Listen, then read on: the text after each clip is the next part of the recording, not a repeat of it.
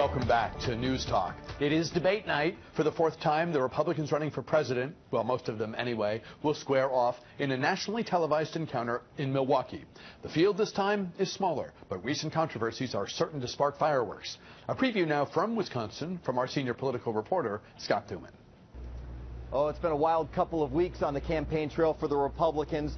After we were at the last debate in Boulder, Colorado, plenty of complaining by the candidates about not only the format of the debates, but also the questions. They didn't like the tone from some of the moderators, so expect some changes tonight when you see them take the stage. For example, you're only going to have 4 candidates in the warm-up act, that 1-hour pre-debate debate.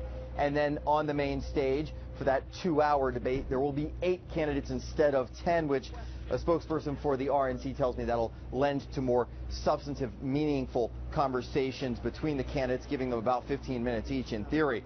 Of course, also we've seen a tiny bit of movement among the top 5 in the polls, and we're going to have those latest numbers for you coming up during our evening newscast as we continue our live coverage from the campaign trail in Milwaukee. I'm Scott Thuman, ABC 7 News. Thank you, Scott, so much. And for more on what to expect tonight, we turn to Steve Shepard. He's campaigns and elections editor for our friends at Politico. Welcome back. Good to have you here. Always good to be here. 8, 4, 3, I think it is, right? 8 on the main stage, 4 the happy hour debate, the undercard, right, and a few left off entirely, so a particularly unhappy night for them. But let's talk about the main event.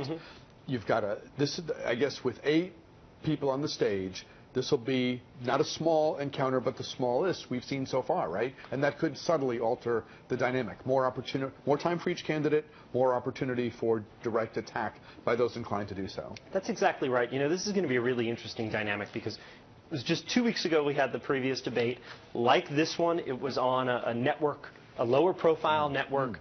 This one is Fox Business. The last one was CNBC. Both cater mostly to professionals who watch the financial markets during the day, don't have a lot of primetime, highly watched programming.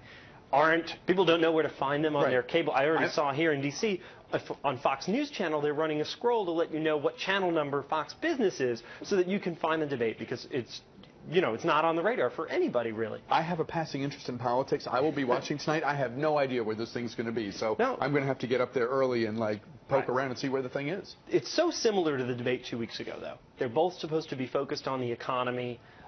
What the backlash you saw, though, 2 weeks ago from Republicans about the questions they got from CNBC, I think is going to be really interesting because what do people want to see? This is the question they'll have to answer for themselves out of this. Do they want Fox Business anchors to come out and immediately question Ben Carson about some of the aspects of his biography that have come into doubt? Or do they want an actual substantive debate on economic policy? You saw the candidates, the campaigns, the Republican National Committee, the conservative media all lash out at CNBC for prioritizing those sorts of conflicts that you mentioned when you asked the question. But will Fox Business, in an effort to distinguish themselves here, kind of pull away from that? I mean, you want to grab people at the very beginning of the debate, right, to keep the viewership high, but in order to do that, you're probably upset the same campaigns that were upset the last time. The good people who did the CNBC debate have been burned in a rhetorical sense by their performance that night in a way that has no modern parallel, at least not one that I can think of. And so surely the people doing tonight's debate will have that front of mind and will be giving it their all to avoid the same criticism, making the same mistakes, if you will. For me, the biggest mistakes were letting the candidates run over them. When everyone's talking at once, you can't hear anything. It's a turnoff in figurative and potentially in literal terms. But where there's a primary debate, where you're debating candidates who are running against one another in a primary, the areas of disagreement are narrower, and you do have to work harder to provide the viewer, the voter, the contrast that is essential to making a decision. That's absolutely right. These candidates agree on most of the candidates agree on most policy areas. It'll be really interesting to see how Fox decides to handle this. Given the backlash last time, and they're always eager for a competitive edge over CNBC, they've been for a long time the #2 business network, a market network to CNBC. They want to use this as an opportunity to get, look, people who watch the stock market are more Republican overall than most Americans.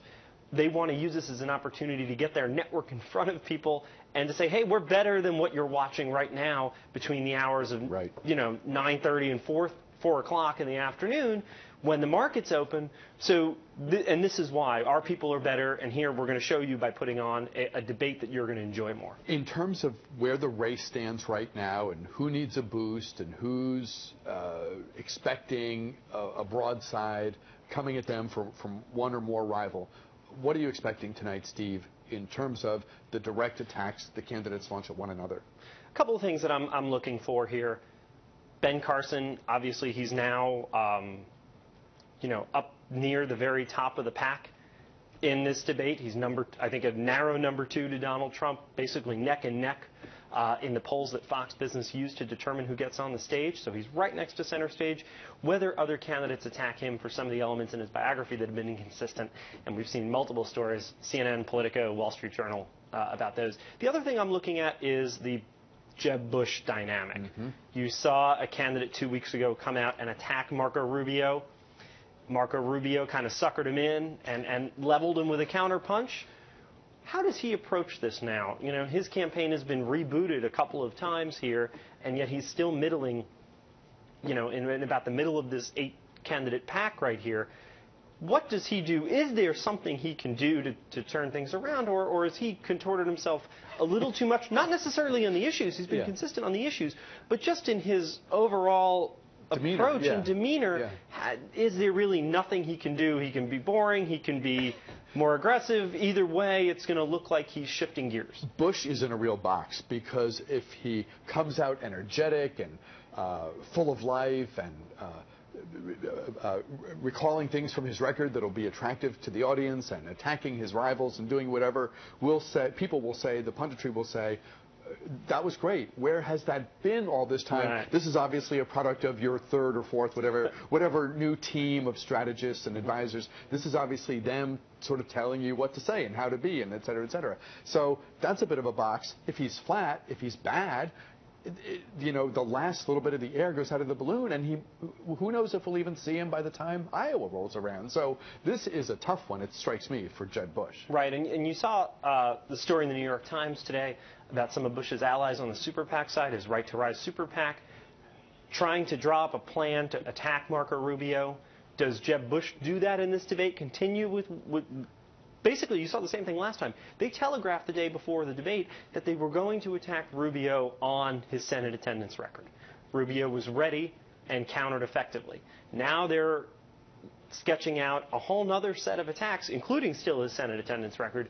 Will Rubio be ready for those if the candidate decides to deliver them himself in the debate tonight? So many veteran strategists, it seems, have looked ahead. They've thought about the angles and the dynamic, and they're thinking, when we get serious, when this thing really winnows next year, it's Rubio and Cruz. Trump and Carson know this. They know they're sitting pretty now, but rightly or wrongly, the pundit class, the strategist types, the inside the Beltway crowd, describe them how you want, they're thinking that when we get to 2 and 3, when we get this thing winnowed down to a couple, a handful, Trump ain't there and Carson ain't there.